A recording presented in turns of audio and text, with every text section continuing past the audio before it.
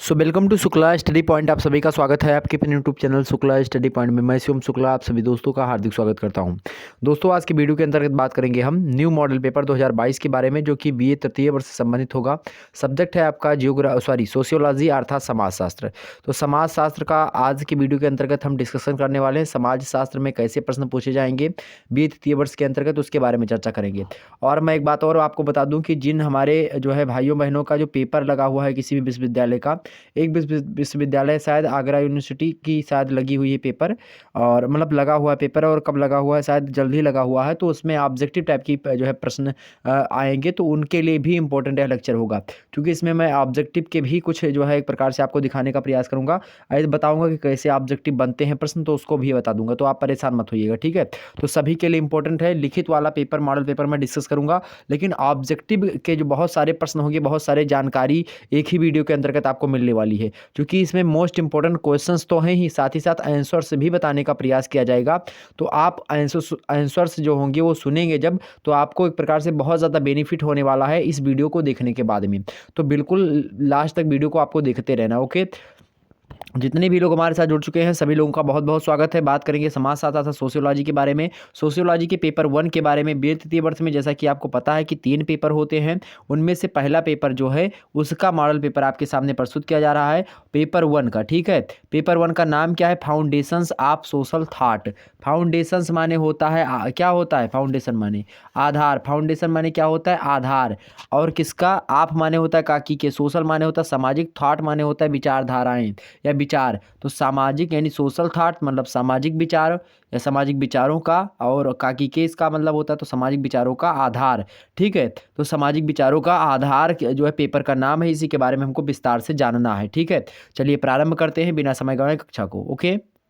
तो आपके सामने यहाँ पर जो है फ्रंट पेज पर दिखाई पड़ा होगा, यहाँ पर देखेंगे बीए तृतीय वर्ष समाजशास्त्र पेपर 1 सामाजिक विचारों का आधार, foundations of social thought, new model paper 2022 का मोस्ट इंपॉर्टेंट क्वेश्चन आंसर इसमें डिस्कस किए जाएंगे। पेपर जो होगा आपका 3 खंडों में बटा हुआ होता है, खंड आ, बा और सा। अगर जो है आपका जो है ऑब्जेक्टिव टाइप का पेपर होना है, ऑब्जेक्टिव में 100 क्वेश्चन आते हैं, ठीक है। उनमें जो भी आपको निर्देश दिया होता है, नोट लिखा होगा, इसे नोट लिखा होगा, ऐसे लिखा होता है नोट, और यहीं पर जो है ऐसे ऐसे 2 डॉट और उसके बाद में एक लाइन बीच में, और यहाँ पर कुछ चीज़ें लिखी होती, तो उसको पढ़ लेना, उसी के हिसाब से अपना पेपर ऊपर देना, ठीक है, आंसर देना उसका।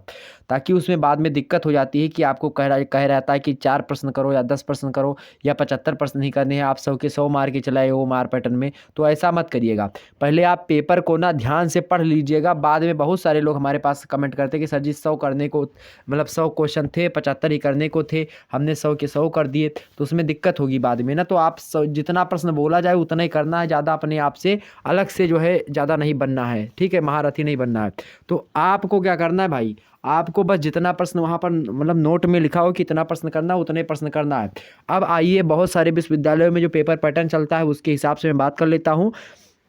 किसी भी विश्वविद्यालय में जब अति लघुत्तरीय प्रश्न पूछे जाएंगे तो इस प्रकार से पूछे जाएंगे जो आपके सामने है, उनको आपको अति लघुत्तरीय प्रश्नों को 50 शब्दों में लिखना होता है, ये बात ध्यान रखेंगे। नोट में वहाँ पर लिखेगा नीचे में, खंड आ के नीचे नोट आपको मिलेगा कि निम्न जो है सभी प्रश्न करने अनिवार्य है, प्रत्येक प्रश्न का उत्तर लगभग 50 शब्दों में लिखें, इतना लिखा होगा, ठीक है। उसके आगे 2 नंबर लिखा होगा कि 2 नंबर इसका मिलेगा कि, तो अति लघुत्तरीय का जनरली बात करूँ तो 2 नंबर के प्रश्न होते हैं अति लघुत्तरीय टाइप के, ठीक। तो यहाँ पर आपको सभी प्रश्न करने अनिवार्य होते हैं अति लघुत्तरीय के, खंड आ से जो आएंगे। अब आइए बात कर लेते हैं प्रश्न क्या दिया है। सबसे पहला प्रश्न है आत्महत्या, तो ऐसे लिखा हुआ मिलेगा आपको आत्महत्या, ठीक है। अब आत्महत्या सुसाइड जिसको आप कहते हैं, तो सुसाइड जो है आत्महत्या जिसको कहते हैं, तो उसका सिद्धांत दिया था किसने? इमानुएल दुर्खीम ने। किसने दिया था भाई? इमानुएल दुर्खीम ने आत्महत्या का सिद्धांत दिया था। तो इसीलिए प्रश्न पूछा जा रहा है आपसे कि आत्महत्या, यहाँ पर आत्महत्या ऐसे लिख के छोड़ देगा।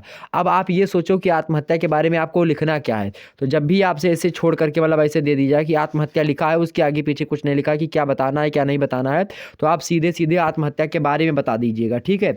आत्महत्या क्या है इसको आप बताइएगा। पहले तो आप लिखेंगे क्या कि आत्महत्या का जो सिद्धांत है किसने दिया है, इसका प्रतिपादन किसने किया है? दुर्खीम महोदय ने किया है, इतना लिखेंगे।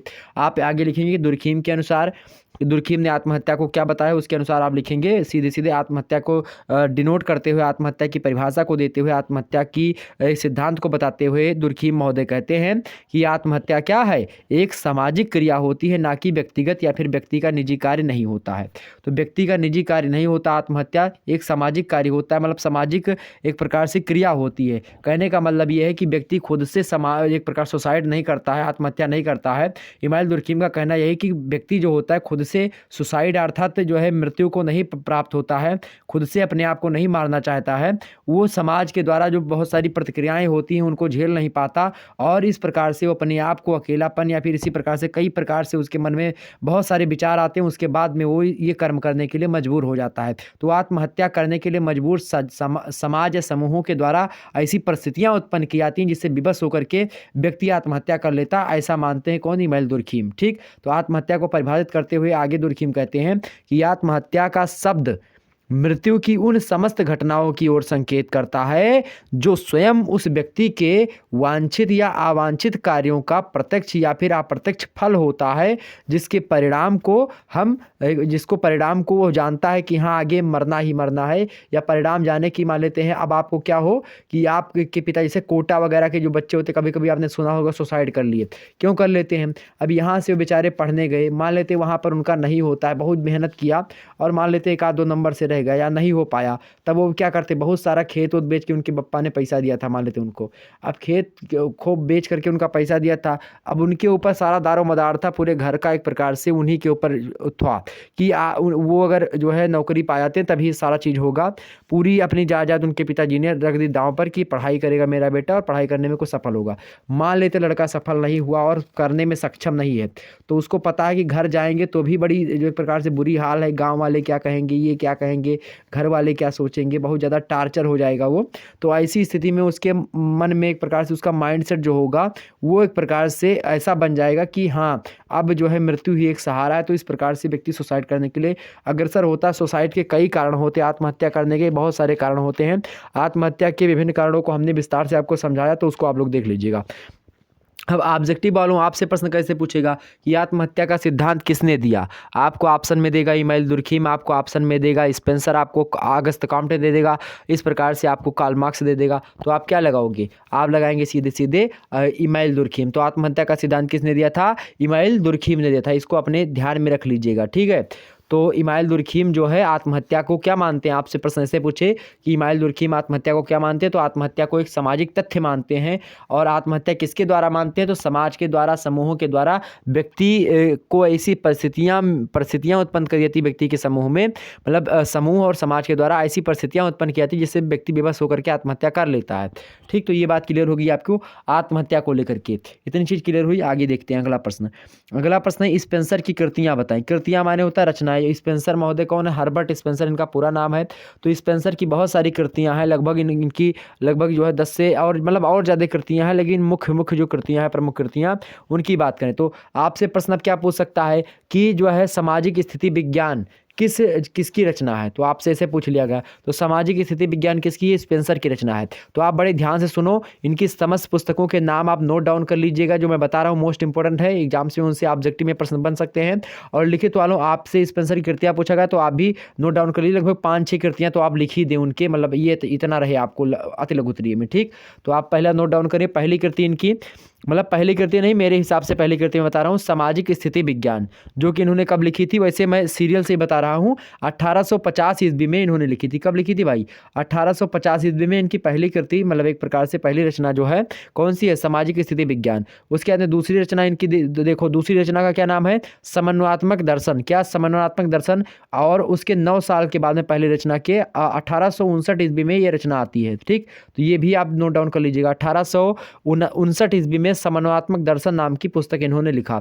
आगे तीसरी जो पुस्तक इनकी है, नोट डाउन करते हुए चलिए। तीसरी पुस्तक का नाम है प्रथम सिद्धांत। क्या नाम है?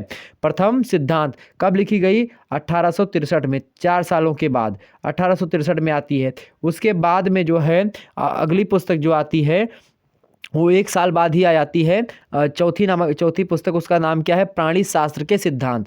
प्राणी शास्त्र के सिद्धांत 1, प्राणी शास्त्र के सिद्धांत 2, इस प्रकार से 2 पुस्तकें इसको लेकर के छपती हैं। तो प्राणी शास्त्र के सिद्धांत प्रथम जो है वह प्रकाशित होती है कब? 1864 ईस्वी में। और जबकि प्राणी शास्त्र के सिद्धांत सेकंड जो होती है उसके 3 साल के बाद में 1867 ईस्वी में प्रकाशित होती है।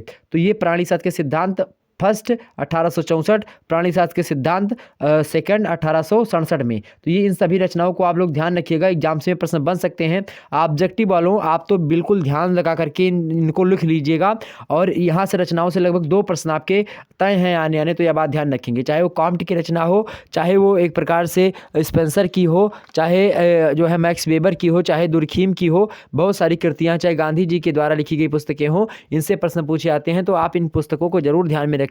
आश्रम कितने प्रकार के होते हैं, वर्ण व्यवस्था क्या होती है, इसमें वर्ण कितने प्रकार के होते हैं, जाति वर्ण में क्या अंतर होता है, कई प्रकार की बातें आएंगी उसमें। तो वर्णाश्रम 4 प्रकार का होता है आपका, प्रत्येक की उम्र कितनी होती है? 25-25 सालों की होती है। तो ऐसे ऐसे प्रश्न पूछेंगे, ठीक। तो आपको चिंता नहीं करनी है। आगे देखिए, तो स्पेंसर की कृतियां हमने 4-5 कृति आपको बता दी। प्राणीशास्त्र के सिद्धांत सेकंड होगा 1867 ईस्वी। अब 6वीं रचना जो इनकी है वो कौन सी है? मनोविज्ञान के सिद्धांत। कौन भैया? मनोविज्ञान के सिद्धांत। अब मनोविज्ञान का सिद्धांत जो है इनका, ये 1870 ईस्वी में एक आया और एक 1872 ईस्वी, मतलब 2 जो है एक प्रकार से इसकी झांकियाँ आई। तो एक 1870 में, एक 1872 में। उसके बाद में आगे इनकी 7वीं रचना देखेंगे। इनकी जो 7वीं रचना है मेरे प्यारे दोस्तों, वो है समाज शास्त्र का अध्ययन, स्टडी ऑफ सोशियोलॉजी। ओके, समाज शास्त्र का अध्ययन जो पुस्तक है इनकी 1873 ईस्वी में प्रकाशित होती है। कब? 1873 ईस्वी में समाज शास्त्र का अध्ययन नाम से एक पुस्तक लिखते हैं। कौन? स्पेंसर जी, हर्बर्ट स्पेंसर। वो आप लोग नोट डाउन कर लीजिएगा, मोस्ट इंपॉर्टेंट है समाज शास्त्र का अध्ययन 1873। अब जो है इनकी 3 पुस्तकें आती हैं समाज शास्त्र के सिद्धांत के नाम से। किसके नाम से? तो भाई जब देखेंगे प्राणी शास्त्र के सिद्धांत, मनोविज्ञान के सिद्धांत, समाज शास्त्र का अध्ययन और समाज शास्त्र के सिद्धांत, जब ऐसे ही प्रश्न समाज शास्त्र के सिद्धांत, नीति शास्त्र के सिद्धांत, प्राणी शास्त्र के सिद्धांत, तो ये सब जब प्रथम सिद्धांत, तो जब सिद्धांत वगैरह ज़्यादा आ जाए तो आप समझ लीजिए सिद्धांत वगैरह किसकी रचना है। आप सिद्धांत से समझ जाइए कि स्पेंसर ने लिखा है इसको, ठीक। तो जो अगली रचना है इनकी 8वीं रचना जो है वो 3 खंडों में, जैसे कि समाज शास्त्र के सिद्धांत नाम से है। समाज शास्त्र का सिद्धांत फर्स्ट, और फर्स्ट का जब प्रकाशन कब हुआ था? 1876 में। कब हुआ भाई? 1876 में। उसके बाद में आई थी है सेकंड इसी की, समाज शास्त्र के सिद्धांत सेकंड। समाज शास्त्र का सेकंड जो है वो 79 मतलब 1879 1879 ईस्वी में आ जाती है। उसके बाद में जो नेक्स्ट आती है इनकी समाज शास्त्र के सिद्धांत नाम से, वह पुस्तक समाज शास्त्र के सिद्धांत की जो तीसरी आती है, तीसरा खंड जो समाजशास्त्र का आता है वो कब आता है मेरे प्यारे दोस्तों? 1896 ईस्वी में। तो 1896 ईस्वी में इनकी तीसरी एक प्रकार से समाजशास्त्र के सिद्धांत नाम से पुस्तक आती है। तो इन सभी पुस्तकों को नोट डाउन कर लीजिएगा, एग्जाम में प्रश्न बन सकते हैं, यह बात मोस्ट इंपॉर्टेंट है। अब जो भी आपको याद रखना हो याद रख लीजिएगा। अब लिखित वालों आपसे पूछा गया स्पेंसर की प्रमुख कृतियां, तो आप ये तो रट लीजिए कि समाजशास्त्र का अध्ययन एक तो हो गई, दूसरी कौन सी हो गई भाई? समाजशास्त्र के सिद्धांत 3 लिखेंगे, समाजशास्त्र का सिद्धांत 1 2 3 ऐसे 3 लिख दे, 3 हो गया। प्राणी शास्त्र के सिद्धांत फर्स्ट सेकंड। आप सन अगर लिखते हैं तो भी कोई लिखते हैं तो और अच्छी बात है, नहीं लिखते हैं तो कोई दिक्कत की बात नहीं है, उससे नंबर नहीं कटेगा आपका, ठीक। तो आप परेशान मत हुए कि हाँ जो सन बता रहे हैं सर जी वो भी याद करना है आपको, वो नहीं याद करना है आपको, बस इनकी रचनाओं को ध्यान में रखना है। जो लिखित वाले हैं उनसे मतलब ऑब्जेक्टिव वाले उनसे हो सकता है सन पूछ लिया जाए, लेकिन उनसे भी सन पूछने के चांसेस बहुत ज़्यादा कम है, ठीक। रचना पूछेगा कि निम्न में से ये रचनाएं किसकी हैं, ठीक, बस ये पूछेगा। तो आप रचनाओं को ध्यान में रखिएगा, ठीक। तो समाजशास्त्र के सिद्धांत प्रथम 1876, द्वितीय 1879, तृतीय कब आती है? 1896 में। उसके बाद में 9वीं जो इनकी रचना है नीति शास्त्र के सिद्धांत। कौन सी रचना भैया? नीति शास्त्र के सिद्धांत। अब नीति शास्त्र के सिद्धांत फर्स्ट और सेकंड 2 झांकियाँ आई, फर्स्ट सेकंड मतलब 2 प्रतियाँ इसकी आप देखेंगे। फर्स्ट जो प्रकाशित होती है 1879 ईस्वी में। कब? 1879 में प्रकाशित होती है, और दूसरी जो होती है 1893 ईस्वी में प्रकाशित होती है, ठीक। तो ये इन सभी बातों को आप ध्यान रखिएगा, नीति शास्त्र के सिद्धांत नाम से। उसके बाद में आगे जो इनकी रचना आती है 10वीं रचना जो है वो थोड़ी लंबी रचना है। इन्होंने विवरणात्मक समाजशास्त्र नाम की पुस्तक लिखी। उसमें इन्होंने क्या किया है? उसमें इन्होंने जो है 8 विस्तृत एटलस जो है उनका प्रकाशन किया है। विवरणात्मक समाजशास्त्र में 8 विस्तृत एटलसों का प्रकाशन किया है। तो ये भी एक प्रकार से इनकी रचना है। 11वीं रचना जो इनकी है हर्बर्ट स्पेंसर की, कौन सी है?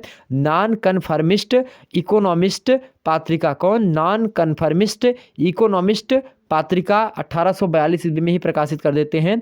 वो सामाजिक स्थिति विज्ञान से पहले की इनकी रचना है 1842 ईस्वी में ही। और उससे पहले ही एक रचना 1842 के 6 सालों के बाद में 1848 ईस्वी में इनकी एक रचना और आती है, इकोनॉमिस्ट नामक साप्ताहिक जो है पत्रिका जो है आती है इनकी। तो पत्रिकाएं जो है 1842 में पहली पत्रिका, दूसरी 1848 में इनकी 2 पत्रिकाएं इकोनॉमी को संबंधित जो है लेकर के प्रकाशित होती हैं। उसके बाद में सामाजिक स्थिति विज्ञान जो है जब समाजशास्त्र में घुसते हैं 1850 ईस्वी के आसपास से, तो वहीं से प्रारंभ होती। ठीक, तो ये चीज़ें आपकी क्लियर हो गई।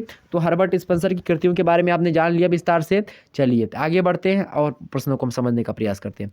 अब यहीं पर आपसे पूछ ले भाई, अब यहीं पर आपसे, चलिए आगे बढ़ते हैं। अगला प्रश्न, प्रोटेस्टेंट नीति क्या है? प्रोटेस्टेंट नीति, तो प्रोटेस्टेंट नीति जो है एक प्रकार से प्रोटेस्टेंट जो धर्म है ये ईसाई धर्म का ही एक प्रकार से थोड़ा सा, जैसे कि ईसाई धर्म का ही एक प्रकार से कटा हुआ थोड़ा सा भाग है, मतलब ईसाई धर्म का ही एक प्रकार से पंथ है प्रोटेस्टेंट नीति। जैसे आप हिंदू धर्म में देखेंगे आज जय गुरुदेव हो गए, या इसी प्रकार से बहुत सारे जो है पंथ निकल रहे हैं धीरे धीरे। ठीक, तो ये इसी प्रकार से एक पंथ था, एक जो है विचारों को मानने वाली एक प्रकार से नीति थी। तो इनकी प्रोटेस्टेंट नीति जो थी उसमें सबसे पहली बात कौन सी थी? आपको लिखना क्या है, पहली बात, पहला हेडिंग डालेंगे कि प्रोटेस्टेंट धर्म की विशेषताएं निम्नलिखित हैं। आप लिख करके आप पहला हेडिंग डालेंगे, लिखेंगे नंबर 1, इसमें क्या होता था, श्रम को ही मूल्य बताया गया है, श्रम ही मूल्य है। पहला इसकी लाइन क्या है, श्रम ही मूल्य होती है प्रोटेस्टेंट नीति में। दूसरी बात क्या कि परिश्रम करना पुण्य है, अगर आप परिश्रम कर रहे हो तो ये पुण्य है, किसमें? प्रोटेस्टेंट धर्म में। ठीक, तो दूसरी बात। तीसरी बात क्या है इसमें?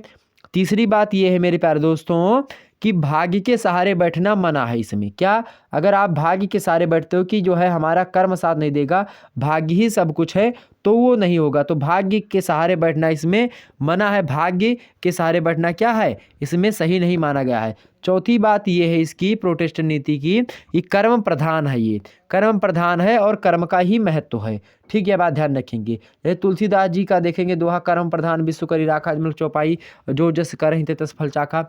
तो और गीता में भी आप देखेंगे कर्म के सिद्धांत पर ही गीता पूरी की पूरी है। तो कर्म प्रधान प्रोटेस्टेंट नीति में भी है। ये सब यहीं सबसे लिए हैं अपने गीता वगैरह से, बाकी कहीं से खोज करके थोड़ी ना लाए हैं कुछ। तो कर्म प्रधान है जो है और उसी का महत्व है इस नीति के तहत। छठी पांचवी बात ये है इसमें कि व्यवसाय की अवधारणा की प्रधानता है, मतलब जितना आप व्यवसाय करोगे वही आपका एक प्रकार से प्रधानता में, मतलब व्यवसाय ज़्यादा करो, मतलब पूंजीवादी की तरफ झुकाओ, तो व्यवसाय की अवधारणा की प्रधानता है इसमें। साथ ही साथ छठवीं बात इसकी ये है कि इसमें अपने कार्यों के लिए कर्ज लेना अच्छा माना गया है। अगर आप कोई अपना कार्य करने जा रहे हैं, अपना कोई धंधा खोलने जा रहे हैं, तो आप कर्जा ले लिए हो तो वो सही है। ठीक, वो गलत बात नहीं है। तो ये छठवीं बात हो गई। सातवीं बात इसकी है प्रोटेस्टेंट धर्म की कि इसमें ब्याज वसूलने की भी आज्ञा दी गई है कि अगर आपसे कोई व्यक्ति उधार लेता है अपना कोई धंधा करने के लिए, तो आप उससे ब्याज भी ले सकते हो, ब्याज भी वसूले, तो वो पाप नहीं है, वो भी पुण्य माना गया है। इसकी भी आज्ञा दी गई है प्रोटेस्टेंट नीति के तहत। तो बस इतना लिख देना है आपको, और कोई दिक्कत की बात ही नहीं है। आगे देखते हैं अगली रचना। अगला प्रश्न है आपका, तो आपसे एग्जाम्स में ऑब्जेक्टिव वालों ऐसे पूछेगा कि प्रोटेस्टेंट नीति की विशेषताएं निम्न में से हैं। पहला देगा श्रम ही मूल्य है, दूसरा देगा परिश्रम करना पुण्य है, तीसरा दे देगा भाग्य से के सहारे बैठना मना है, और चौथा देगा इनमें से सभी। तो क्या लगाएंगे? इनमें से सभी। आगे देखते हैं। आपसे पूछे द्वंद्वात्मक भौतिकवाद किसने कहा, द्वंद्वात्मक भौतिकवाद की सिद्धांत किसने दिया है? तो कार्ल मार्क्स ने दिया। वर्ग संघर्ष की किसने दिया है? तो कार्ल मार्क्स ने ही दिया है। ठीक, ध्यान रखेंगे। पुस्तक पॉजिटिव पॉलिटी किसने लिखी है? कॉम्टे ने लिखी है। पॉजिटिव फिलोसॉफी किसने लिखी है? अगस्त कॉम्टे ने लिखी है। ठीक, ऐसे प्रश्न पूछ ले तो आप कैसे बताएंगे? तो ये सब आप ध्यान रखिएगा, ऑब्जेक्टिव में ऐसे ही प्रश्न बनेगा। आगे देखते हैं। मैक्स वेबर की प्रमुख रचनाएं लिखिए, फटाफट से बताएं। मैक्स वेबर की प्रमुख रचनाएं कौन कौन सी हो सकती हैं? हालांकि आप सभी को अभी नहीं पता हो, लेकिन मैं बता दूं मैक्स वेबर की रचनाओं के बारे में। मैक्स वेबर की रचनाओं को देखें आप। तो चलिए पहली रचना मैक्स वेबर की देखें आप सभी लोग। पहली रचना इनकी कौन सी है? The Protestant ethic and the spirit of capitalism. दूसरी रचना इनकी आप लोग लिखिएगा, ये मेरे हिसाब से है तो the Protestant ethic and the spirit of capitalism, ये पहली रचना। दूसरी रचना लिख लीजिए जर्नल इकोनॉमी हिस्ट्री, मेरे हिसाब से वैसे नहीं, वैसे तो दी रिलीजन ऑफ चाइना आ जाएगी, तो चलिए वही लिख लीजिए द रिलीजन ऑफ चाइना। दूसरी रचना हो गई। तीसरी रचना लिख लीजिए इनकी, मतलब ऐसे आपसे पूछ सकता है कि जो है मैक्स वेबर की किन्हीं 5 रचनाओं के नाम लिखिए, या फिर ऑब्जेक्टिव वालों आपसे पूछेगा दी रिलीजन ऑफ चाइना पुस्तक के लेखक कौन है, तो मैक्स वेबर हैं। द रिलीजन ऑफ इंडिया पुस्तक के लेखक कौन है, मैक्स वेबर हैं। इकोनॉमी एंड सोसाइटी के लेखक कौन है, और मैक्स वेबर हैं। जनरल इकोनॉमी हिस्ट्री के लेखक कौन है, यही है मैक्स वेबर हैं। एसेज इन सोशियोलॉजी कौन है भाई, मैक्स वेबर ही है। एसेज इन सोशियोलॉजी ये आपका पेपर 3 का नाम भी है, तो इसके रचयिता कौन है भाई, इसके प्रकार से तो मैक्स वेबर ने ही ये रचना लिखी है। ठीक है, ऐतिहासिक भौतिकवाद किसने लिखा है, तो कार्ल मार्क्स ने लिखा है। ठीक है, मतलब किसने लिखा है, कार्ल मार्क्स ने लिखा है। न्यायशीता सिद्धांत किसने दिया है, तो गांधी जी ने दिया है। ठीक, सर्वोदय का सिद्धांत किसने दिया, गांधी जी ने दिया। तो ये सब प्रश्न आपसे पूछेगा तो आप सभी लोग लिख दिए, मतलब आसानी से जान जाइए इसको। ठीक, जो मैं बता रहा हूँ। तो मैक्स वेबर की प्रमुख रचनाएं लिखिए। पहली रचना the Protestant ethic and the spirit of capitalism, ये आपकी रचना हो गई। दूसरी रचना आप क्या लिखेंगे भाई, दूसरी रचना आपकी हो गई द रिलीजन ऑफ चाइना। तीसरी रचना लिख लीजिए the religion of India. The religion of China, the religion of India, 2 पुस्तकें इनकी ऐसे याद रख लीजिए। चौथी पुस्तक कौन सी हो गई इनकी भाई, चौथी पुस्तक है एंशिएंट जुडेइज्म। क्या, एंशिएंट जुडेइज्म, तो मतलब जुडेइज्म मतलब होता है एक प्रकार से प्राचीन जो न्याय व्यवस्था थी उसके बारे में लिखा इनकी पुस्तक ये है, तो एंशिएंट जुडेइज्म। ओके, और 5वीं पुस्तक इनकी लिख लीजिए फटाफट से, इकोनॉमी एंड सोसाइटी। क्या, इकोनॉमी एंड सोसाइटी, तो ये पुस्तक भी हो गई। 6वीं पुस्तक लिख लीजिए मेरे भाई, 6वीं पुस्तक लिख लीजिए एसेज इन सोशियोलॉजी। क्या, एसेज इन सोशियोलॉजी मतलब सामाजिक, मतलब समाजशास्त्र में निबंध।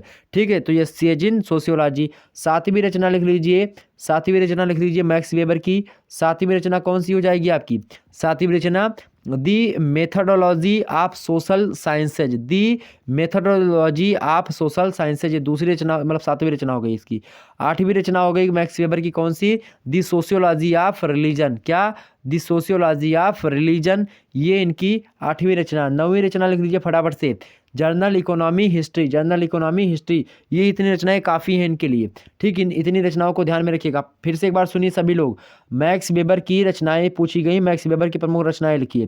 तो मैक्स वेबर की रचनाओं को लिख लीजिए फटाफट से, the Protestant ethic and the spirit of capitalism. दूसरी रचना द रिलीजन ऑफ चाइना। तीसरी रचना द रिलीजन ऑफ इंडिया। चौथी एंशिएंट जुडेइज्म। 5वीं इकोनॉमी एंड सोसाइटी। 6वीं एसेज इन सोशियोलॉजी। 7वीं the methodology of social sciences. 8वीं द सोशियोलॉजी ऑफ रिलीजन। 9वीं जर्नल इकोनॉमी हिस्ट्री। तो ये हो गई इनकी रचनाएं। अगली देखते हैं, अगले मुद्दे, अगला प्रश्न कौन सा है, दुर्खीम की कोई 5 रचनाओं के नाम लिखिए। फटाफट से एक बार वीडियो को लाइक और शेयर करें। जितने भी लोग देख रहे हैं फटाफट से एक बार वीडियो को लाइक और शेयर करिएगा। हमारे साथ जो हमारे छात्र छात्राएं नए जुड़ रहे हैं उनसे यही रिक्वेस्ट है कि सभी लोग वीडियो को लाइक और शेयर अवश्य कर दें। ओके, अगली रचना देखें, दुर्खीम की कोई 5 रचनाओं के नाम बताएं। मोस्ट इंपॉर्टेंट प्रश्न, दुर्खीम की कोई 5 रचनाओं के नाम। अब आप एक तरफ से लिखिए दुर्खीम की रचनाओं को, 5 रचनाओं के नाम पूछा गया है, आप 10-12 लिखो। ठीक, चलिए, ताकि कोई भी प्रश्न आपसे मिस ना होकर के जाए। अगर 10-12 बता दूंगा तो उनमें से 4-5 तो आपको इसे याद रखेंगी।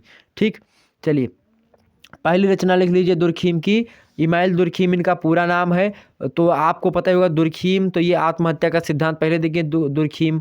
ठीक, तो आत्महत्या का सिद्धांत इनका है एक प्रकार से पहली रचना। पहली रचना इनकी कौन सी आप लिखेंगे, पहली ऐसे, चलिए मेरे हिसाब से आप पहली रचना लिखिए दुर्खीम की। लिखिए फटाफट से, कापी पेन उठाइए, लिखिए। आप क्यों देख रहे हैं, ऐसे देखने से काम नहीं चलेगा। लिखिए, कापी पेन उठाइए, तुरंत वीडियो को पॉज करिए, रोकिए उसको, देखिए कापी पेन उठाइए, कापी पेन उठा करके लिखिए। पहली रचना समाज में श्रम विभाजन। क्या, समाज में श्रम विभाजन, पहली रचना। दूसरी रचना कौन सी भाई, समाजशास्त्रीय पद्धति के नियम। समाजशास्त्रीय पद्धति के नियम, दूसरी रचना। तीसरी रचना लिखिए फटाफट से, तीसरी रचना लिखिए आत्महत्या। तीसरी रचना लिखिए आत्महत्या। तीसरी रचना क्या हो गई भैया, आत्महत्या। चौथी रचना क्या है, चौथी रचना क्या है बताएं फटाफट से, चलिए लिखें, धार्मिक जीवन के प्रारंभिक रूप। क्या, धार्मिक जीवन के प्रारंभिक रूप, चौथी रचना धार्मिक जीवन के प्रारंभिक रूप। 5वीं रचना फटाफट से लिखिए, 5वीं रचना लिखिए शिक्षा और समाजशास्त्र। क्या, शिक्षा और समाजशास्त्र। क्या, शिक्षा और समाजशास्त्र, 5वीं रचना। 6वीं रचना लिखिए फटाफट से, 6वीं रचना समाजशास्त्र और दर्शन शास्त्र। क्या, समाजशास्त्र और दर्शन शास्त्र। 6वीं रचना समाजशास्त्र और दर्शन शास्त्र। 5वीं शिक्षा शास्त्र और समाजशास्त्र, शिक्षा और समाजशास्त्र। ठीक, 7वीं रचना देखिए फटाफट से, 7वीं रचना लिखिए फटाफट से, 7वीं रचना नैतिक शिक्षा। सातवीं रचना नैतिक शिक्षा, ये इनकी पुस्तक है। ऑब्जेक्टिव वालों आपसे पूछ सकते हैं नैतिक शिक्षा की मतलब नैतिक शिक्षा पुस्तक किसने लिखा? दुर्खीम ने लिखा है। समाज और दर्शन शास्त्र किसने लिखा? दुर्खीम ने लिखा। शिक्षा और समाज शास्त्र किसने लिखा? दुर्खीम ने लिखा। आत्महत्या दुर्खीम, ठीक, ये सब आप बता दीजिएगा, ठीक। आगे देखते हैं, आठवीं रचना इनकी लिख लीजिए, दुर्खीम की आठवीं रचना समाजशास्त्र और संत साइमन, समाजशास्त्र और संत साइमन आठवीं रचना। नौवीं रचना लिखिए फटाफट से, नौवीं रचना दुर्खीम की, इमाइल दुर्खीम की नौवीं रचना क्या है? व्यवहारवाद एवं समाजशास्त्र। क्या है भैया? व्यवहारवाद एवं समाजशास्त्र, व्यवहारवाद एवं समाजशास्त्र क्या है? व्यवहारवाद एवं समाजशास्त्र नौवीं। 10वीं रचना फटाफट से नोट डाउन कर लीजिए, समाजवाद। क्या है? समाजवाद, समाजवाद, सोशलिज्म, सोशलिज्म अंग्रेजी में सोशियोलिज्म, हिंदी में समाजवाद के नाम से जानी जाती है। 11वीं रचना लिख लीजिए फटाफट से, इमाइल दुर्खीम की एनी सोशियोलॉजी पत्रिका का संपादन किया है इन्होंने। क्या? एनी सोशियोलॉजी पत्रिका का संपादन किसने किया? तो इमाइल दुर्खीम ने ही किया है। ये भी एक प्रकार से इनकी कृति है। 12वीं चीज़ें इनकी क्या है? 12वीं एक प्रकार से कृति, इन्होंने शोध प्रबंध भी किया है। किसके बारे में? मॉन्टेस्क्यू पर छात्र जीवन में इन्होंने शोध प्रबंध किया था, वो भी एक पुस्तक है। तो मॉन्टेस्क्यू जो एक प्रकार से जो यूनिवर्सिटी मॉन्टेस्क्यू चेम्सफोर्ड जो एक प्रकार से नाम है, तो वो आप समझते होंगे। तो उस मतलब उन पर छात्र जीवन में इन्होंने एक जो है शोध प्रबंध किया था मॉन्टेस्क्यू पर। तो वो जो है इनके एक प्रकार से इनका पीएचडी वाला, पीएचडी में शोध प्रबंध होता नहीं शोध करने के लिए, तो वही इन्होंने मॉन्टेस्क्यू चेम्सफोर्ड पर क्या करा था? छात्र जीवन में निबंध लिखा था, सॉरी शोध किया था। तो वो शोध वाली पुस्तक इन्होंने लिखी है। 13वीं रचना फटाफट से लिख लीजिए। और लास्ट, मैं तथा रोमन साम्राज्य में यहूदी पर इन्होंने लेख लिखा था, ठीक है। मैं तथा रोमन साम्राज्य में यहूदी पर इन्होंने क्या करा था? लेख लिखा था। तो ये भी इनकी एक रचना है। सर्वोदय किसकी रचना है? तो गांधी जी की है, ठीक। सर्वोदय का सिद्धांत किसने दिया था? गांधी जी ने। सबका विकास सबका उदय ही क्या है? सर्वोदय है। आगे देखते हैं, दुर्खीम की कोई 5 रचनाओं, बहुत सारी हो गई रचनाएं हमने बता दी। फिर से एक बार सुनिए दुर्खीम की रचनाओं को। समाज में श्रम विभाजन पहली, दूसरी समाजशास्त्री पद्धति के नियम, तीसरी आत्महत्या, चौथी धार्मिक जीवन के प्रारंभिक रूप, 5वीं शिक्षा और समाजशास्त्र, 6वीं समाजशास्त्र और दर्शन शास्त्र, 7वीं रचना नैतिक शिक्षा, 8वीं रचना समाजशास्त्र और संत साइमन, 9वीं रचना व्यवहारवाद एवं समाजशास्त्र, 10वीं समाजवाद, 11वीं एनी सोशियोलॉजी पत्रिका का संपादन किया, 12वां मॉन्टेस्क्यू पर छात्र जीवन में शोध प्रबंध लिखा, 11वां मैं तथा रोमन साम्राज्य में यहूदी पर इन्होंने लेख लिखा था। तो ये इतनी चीज़ें हो गई। आगे बढ़ते हैं, अगला प्रश्न आपके सामने आ गया आश्रम व्यवस्था को लेकर के। आश्रम व्यवस्था ऐसे लिखा हुआ है। अब इससे आपको यह समझ में नहीं आ रहा होगा कि ये आश्रम व्यवस्था लिखा है तो इसका क्या हमको बताना है, आश्रम व्यवस्था के बारे में बताना है या आश्रम व्यवस्था क्या है इसके बारे में क्या बताना है, तो इसको आपको ध्यान में रखना है। ओके, तो यहाँ पर आश्रम व्यवस्था के बारे में समझना है हमको। आश्रम व्यवस्था क्या है इसके बारे में आपसे प्रश्न पूछा गया। सबसे पहले आप लिखेंगे कि आश्रम व्यवस्था का अर्थ उस व्यवस्था से है जिसमें व्यक्ति जो होता है अनेक कार्यात्मक स्तरों पर विश्राम करता हुआ अपने अंतिम लक्ष्य जो उसका है अर्थात मोक्ष उसकी ओर बढ़ता रहता है। महाभारत में वेद व्यास जी ने जीवन के 4 आश्रम के बारे में बताया है और 4 आश्रम को व्यक्तित्व के विकास की 4 सीढ़ियाँ कहा है। कौन सी सीढ़ियाँ कहा है? विकास की 4 सीढ़ियाँ, एक एक आश्रम को एक एक सीढ़ी बताया है, मतलब मोक्ष की ओर बढ़ने के लिए। तो जिन पर क्रम से व्यक्ति चढ़ता रहता है और मोक्ष की प्राप्ति उसको हो जाती है। जीवेत शरदः शतम, ऋग्वेद के 100 वर्ष की आयु मान करके ऋग्वेद में लिखा है जीवेद शरदः शतम, मतलब 100 वर्ष की आयु को एक प्रकार से हम एवरेज मान लें कि 100 वर्ष तक आदमी जिएगा, उसकी आयु मान करके मानव जीवन को हम 4 आश्रमों में बांटते हैं। 4 आश्रम कौन कौन से? पहला आश्रम है आपका ब्रह्मचर्य आश्रम। क्या आश्रम है नाम का? ब्रह्मचर्य आश्रम। दूसरा आश्रम कौन सा है? गृहस्थ आश्रम। तीसरा आश्रम कौन सा है? वानप्रस्थ आश्रम, ठीक। और चौथा आश्रम जो है आपका वो कौन सा है? संन्यास आश्रम, ठीक। तो शुरुआत के 0 से मतलब जब आप पैदा होते हैं उससे 25 साल तक आपका जो उम्र होती है उसके बीच का जो समय होता है वो होता है आपका ब्रह्मचर्य आश्रम, ठीक। और दूसरे जो 25 से लेकर के 50 साल की जो एज होती है उस तक जो 25 से 50 की एज है इसके बीच का जो समय होता है ये होता है गृहस्थ आश्रम का। और 50 से लेकर के जो 75 तक एज होती है मतलब 75 साल का जो समय होता है ये होता है वानप्रस्थ आश्रम का समय। और 75 से लेकर के जीवन पर्यंत अर्थात 100 वर्ष तक की जो समय काल होता है ये होता है संन्यास आश्रम। अब इसको समझने का प्रयास करें। जो पहला आश्रम है आपका ब्रह्मचर्य आश्रम, इससे कभी कभी आपसे प्रश्न पूछ ले कि ब्रह्म जो है हो सकता है आपसे लिखा हुआ मिले कि जो है ब्रह्मचर्य आश्रम आपको लिख करके दे दे, मतलब केवल ब्रह्मचर्य आश्रम लिखा रहेगा वहाँ पर, जैसे आश्रम व्यवस्था लिखा है ऐसा लिखा होगा ब्रह्मचर्य आश्रम, तो उसके बारे में आपको बताना पड़ेगा। तो ब्रह्मचर्य आश्रम जो है उसका मतलब यही है कि ब्रह्मचर्य, उसमें आपको मतलब ब्रह्मचर्य का मतलब यही नहीं होता कि जो हनुमान जी थे वो ब्रह्मचारी थे। ब्रह्मचारी का मतलब बस वही नहीं होता, ब्रह्मचारी मतलब होता है कि आप शिक्षा ग्रहण करो, ठीक। तो ब्रह्मचर्य का मतलब यही होता है कि आपको क्या होगी, यज्ञोपवीत संस्कार होगी। यज्ञोपवीतम परमम पवित्रम प्रजापतेत सहजम पुरस्तात् आयुष्यमग्रम प्रतिमुक्ष शुभ्रम यज्ञोपवीतम बलमस्तु तेजः। यज्ञोपवीत संस्कार होने के बाद में व्यक्ति को कहाँ पर भेजा जाता है, विद्यारंभ संस्कार के लिए। तो विद्यारंभ के संस्कार के लिए जाएगा। इसमें कई संस्कार हो जाते हैं, जैसे कि पुंसवन, गर्भाधान, चूड़ाकरण, कर्णभेद, ये सब संस्कार जो होते हैं इससे पहले हो जाते हैं ब्रह्मचर्य आश्रम के ही। ब्रह्मचर्य आश्रम में बहुत सारे संस्कार होते हैं बच्चे के। कर्णभेद संस्कार भी पहले चलता था, कान को छेदा जाता था पहले, तो ये कर्णभेद संस्कार होता था, ठीक। और तो ये यज्ञोपवीत अभी अभी आप देखते होंगे जो ब्राह्मण घर के हैं या फिर क्षत्रिय के हैं तो उनका यज्ञोपवीत संस्कार अब तो नहीं होता, लेकिन पहले हो जाता था।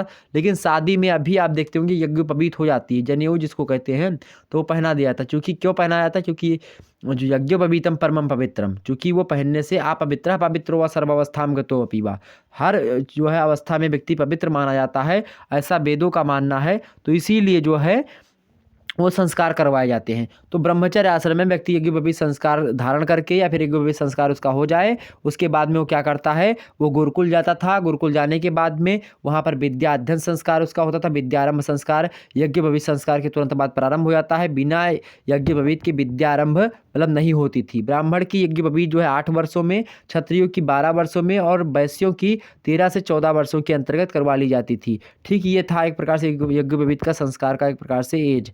और उसमें व्यक्ति लोग जाते थे गुरुकुल में पढ़ने के लिए, घर से भी कुछ उनको नहीं मिलता था, भिक्षा मांग करके लाते थे, तो उनके गुरु भी खाते थे और वो लोग भी खाते थे। इस प्रकार से लकड़ी काटते थे जंगल से, इस प्रकार से गुरुकुल व्यवस्था रहती थी। तो उसमें ब्रह्मचर्य आश्रम का मतलब यही है कि व्यक्ति जो है पढ़े लिखे और जीवन के जो समस्त मूल्य हैं, धर्म अर्थ काम, धर्म अर्थ काम इन सभी को समझे, धर्म को समझे, अर्थ को समझे, धर्म को समझे और अर्थ को समझे, किसमें, ब्रह्मचर्य आश्रम में रहते हुए। उसके बाद में वो क्या करे, जब यहाँ पर पढ़ लिख लेगा उसके बाद में वो कमाने खाने लायक हो गया, अब वो क्या करेगा, गृहस्थ आश्रम में प्रवेश करेगा। गृहस्थ आश्रम जो है मानव जीवन का सर्वश्रेष्ठ आश्रम माना जाता है। आपसे एग्जाम से प्रश्न पूछे कि आश्रम व्यवस्था में सबसे जो है उत्तम आश्रम कौन सा है, तो गृहस्थ आश्रम ही है। गृहस्थ आश्रम में होता क्या है, गृहस्थ आश्रम में आप जो है सृष्टि का एक प्रकार से सृष्टि को आगे बढ़ाते हैं। तो इसीलिए जो है इसको आश्रमों की रीढ़ कहा जाता है, ठीक है। आश्रमों की रीढ़, आपसे एग्जाम से में ऑब्जेक्टिव वालों प्रश्न पूछ सकता है कि किस आश्रम को आश्रमों की रीढ़ कहा जाता है, तो गृहस्थ आश्रम को जो है आश्रमों की क्या कहा जाता है, रीढ़ कहा जाता है। मनु ने भी आश्रम की जो है भूरी भूरी प्रशंसा की है, मतलब आश्रम की प्रशंसा की है, और इसको कहते हुए कहा कि जिस प्रकार से प्राणवायु का आश्रय लेकर सब जीव जीते हैं, उसी प्रकार से गृहस्थ आश्रम का आश्रय लेकर सभी आश्रम चलते हैं। मतलब हर आप देखेंगे तो हर एक जो है आश्रम जो है गृहस्थ आश्रम से जुड़ा हुआ है, क्योंकि तीनों आश्रम वाले जो होते हैं गृहस्थ आश्रमी ही सबसे श्रेष्ठ उसमें माने जाते हैं, ठीक। तो गृहस्थ आश्रम में इससे ही क्या होता है, ऋषि, पितर, देवता, भूत, अतिथि, इन सभी की संतुष्टि होती है, और ये सब आशा रखते हैं कि हाँ हमको भी कुछ मिलेगा। अगर व्यक्ति गृहस्थ आश्रम ना करे तो उसको पाप भी लगता है। तो गृहस्थ का यह कर्तव्य भी होता है कि प्रतिदिन श्राद्ध करे, और उसका यह भी कर्तव्य होता है कि बिना कष्ट उठाए धन संचय भी करे। मतलब बिना कष्ट से ज़्यादा कष्ट अगर अपने आप को शरीर को दे करके और कोई व्यक्ति धन संचय कर रहा है, धन को इकट्ठा कर रहा है, तो वह भी क्या है, एक प्रकार से पाप कर रहा है मानो, ये आप जो समझ लीजिए। किंतु निंदित कार्यों द्वारा धन एकत्र ना किया जाए। तो कोई निंदित कार्य अगर आप कर रहे हैं उसको करके 2 नंबर का पैसा आपके पास आ रहा, तो वो भी एक प्रकार से बेकार ही है।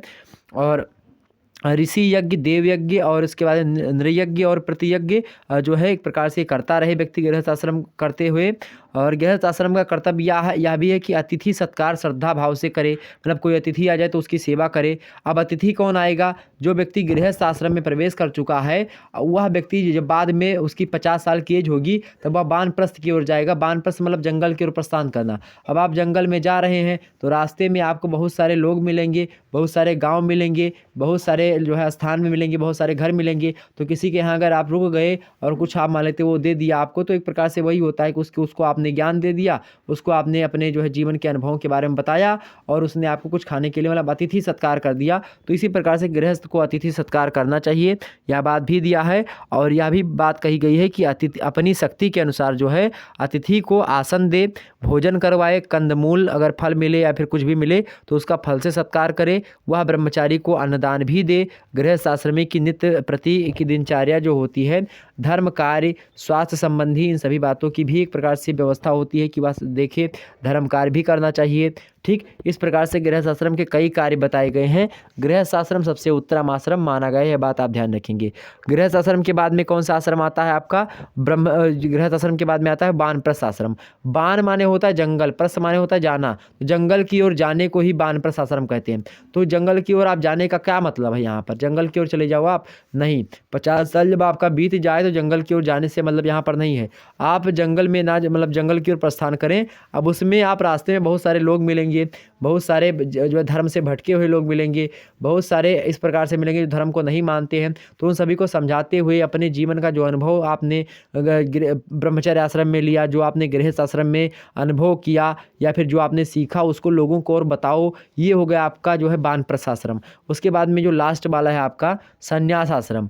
ठीक है, संन्यास आश्रम जो होता है आपका, उसमें क्या करें, आप सीधे सीधे जाएं और आसानी से आप जो है जंगल में किसी बट वृक्ष के नीचे बैठ करके आसानी से भगवत भजन में लग जाएं। और आपका वही कार्य है, मतलब कंदमूल फल का भोज करें, अन्न का त्याग करें। इस प्रकार से तमाम सारी बातें कही गई हैं। ठीक, तो ये इतनी चीज़ें हो गई आश्रम व्यवस्था को लेकर के, हमने आपको बता दिया सारे आश्रमों के बारे में। आगे आपका अगला प्रश्न है समाज शास्त्र की उत्पत्ति। समाज शास्त्र की उत्पत्ति के ऐसे लिखा है, अब इसमें क्या लिख देंगे आप? समाज शास्त्र की उत्पत्ति के बारे में आपसे पूछ रहा है, तो समाज शास्त्र की उत्पत्ति कैसे हुई है इसको आपको यहाँ पर देखना पड़ेगा। तो समाज शास्त्र की उत्पत्ति को लेकर के हम 3 युगों में बांट सकते हैं समाज शास्त्र की उत्पत्ति को। सबसे पहला युग वो हो सकता है समाज शास्त्र मतलब समाज कब बना। सबसे पहली बात तो ये है कि एक तो प्राचीन भारत में समाज शास्त्र का विकास हम देखेंगे। प्राचीन भारत में समाज शास्त्र का विकास कैसे हुआ भैया? प्राचीन धर्म ग्रंथों को आप देखेंगे, जैसे कि वेद हो गया, ठीक है, उपनिषद हो गए, ठीक, रामायण हो गया, महाभारत हो गया, आपका गीता है, ये बहुत सारी स्मृतियाँ लिखी गई जैसे मनुस्मृति वगैरह, या इसी प्रकार से बहुत सारे गृह सूत्र हैं, बहुत सारी चीज़ें लिखी गई। तो उसमें जो है सामाजिक चिंतन जो है बहुत सारे मात्रा में आप देखेंगे। वेदों में सामाजिक चिंतन है, ऋग्वेदिक काल समाज के बारे में जानकारी मिलती है, उपनिषदों में भी जानकारी हमको समाज के बारे में मिलती है, रामायण में भी हमको समाज के बारे में जानकारी मिलती है। ठीक, इसके साथ ही साथ महाभारत में, गीता में, स्मृतियों में, सभी में हमको समाज के बारे में जानकारी मिलती है, सामाजिक चिंतन किया गया है। तो यहाँ पर इतनी चीज़ें क्लियर हो गई। तो यहाँ पर पहला युग ये हो गया कि प्राचीन भारत में समाजशास्त्र का विकास। दूसरा बात यहाँ पर, दूसरा युग कौन सा हो सकता है समाजशास्त्र के विकास का? दूसरा युग हो सकता है उसकी उत्पत्ति का कि भारत में समाजशास्त्र का औपचारिक प्रतिस्थापन युग। जैसे कि अब जब मैं बात करूं कि बम्बई विश्वविद्यालय में सबसे पहले शुरू होता है 1914 ईस्वी में, सबसे पहले जो है अध्ययन शुरू होता है स्नातक स्तर पर समाजशास्त्र का पहला जो है 1914 ईस्वी में। 1914 ईस्वी में बम्बई विश्वविद्यालय में सबसे पहले समाजशास्त्र का अध्ययन प्रारंभ होता है। तो आपसे एग्जाम से यहाँ भी प्रश्न बन सकता है ऑब्जेक्टिव वालों कि सबसे पहले समाजशास्त्र का अध्ययन किस विश्वविद्यालय से प्रारंभ हुआ? तो बम्बई विश्वविद्यालय से। सबसे पहले पूछे यूपी में किस विश्वविद्यालय से शुरू हुआ है? तो लखनऊ विश्वविद्यालय से समाजशास्त्र का अध्ययन सबसे सर्वप्रथम प्रारंभ होता है। ठीक, तो यह बात ध्यान रखेंगे। ठीक, तो 1914 से लेकर के 1947 ईस्वी तक का जो समय काल है उसमें जो विकास हुआ समाजशास्त्र का वो दूसरा विकास हो गया। तीसरा युग हम ये बांट सकते हैं, तीसरा युग कौन सा युग भाई? स्वतंत्र भारत में मतलब समाजशास्त्र का व्यापक प्रसार युग जो हुआ है उसके बारे में देखें। मतलब 1947 के बाद जो है समाजशास्त्र का विकास कैसे हुआ है उसके देखेंगे। जैसे विभिन्न विश्वविद्यालय में समाजशास्त्र विभाग की स्थापना हो जाती है, शोध संस्थानों में भी कार्य शुरू कर दिए जाते हैं। इसमें आप देखेंगे institute of social science Agra में है जो, वो भी इम्पोर्टेंट भूमिका निभाता है। Tata institute of social sciences Bombay में है, वो भी एक प्रकार से समाजशास्त्र के एक प्रकार से आगे बढ़ने में समाजशास्त्र को मदद कर रहा है। JK institute of sociology and social works Lucknow में है, ये भी इम्पोर्टेंट है। आईआईटी कानपुर, ये सब प्रमुख रूप से समाजशास्त्र के अध्ययन में प्रसार कर रहे हैं। तो ये प्रसार युग एक प्रकार से चल रहा है। तो समाजशास्त्र की उत्पत्ति का तात्पर्य यहाँ पर ये था। ठीक, इतनी चीज़ें क्लियर हो गई आपकी, कितनी चीज़ें क्लियर हो गई? ये भारतीय संदर्भ में था जो मैंने बताया। ठीक, आगे बढ़ते हैं। अगली स्लाइड आपके सामने आ गई। अगली स्लाइड आपके सामने समाज की उत्पत्ति हमने बता दी। अगली स्लाइड है ऐतिहासिक भौतिकवाद।